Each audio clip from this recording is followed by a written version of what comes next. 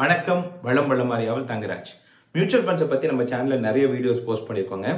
இந்த மியூச்சுவல் ஃபண்ட்ஸில் 5 கேட்டகரி இருக்குது. Equity mutual fund, debt mutual fund, hybrid mutual fund, solution oriented mutual fund, other mutual ஃபண்ட்ஸ்னு. இதில் இந்த ஈக்விட்டி மியூச்சுவல் ஃபண்ட், பங்கு சந்தை சார்ந்த மியூச்சுவல் ஃபண்ட்ஸில் பார்த்தீங்கன்னா டிசம்பர் 2024 வரைக்கும், ஜனவரி டு டிசம்பர் அந்த ஒரு வருட காலகட்டத்தில் 3.9 லட்சம் கோடி கலெக்ஷனாக இருக்குதுங்க. இதே கிட்டத்தட்ட 4 லட்சம் கோடி ரூபாய் மக்கள் முதலீடு பண்ணியிருக்காங்க. இதே போன வருஷம் 2023 எடுத்து பார்த்தீங்கன்னா 1.6 லட்சம் கோடி இந்த ஃபண்டில் கலெக்ஷன் ஆயிருக்கு. ஸோ இதுலேருந்து என்னன்னா நிறைய பேர் பங்கு சந்தை சார்ந்த முதலீடுகளில் மியூச்சுவல் ஃபண்ட்ஸ் இன்வெஸ்ட் பண்ணுறாங்க. ஆனால் ஒன்று தெரிஞ்சுக்க வேண்டிய விஷயம்னா, இப்போ 2025 வருஷத்தில் நிறைய சேலஞ்சஸ் இருக்குது.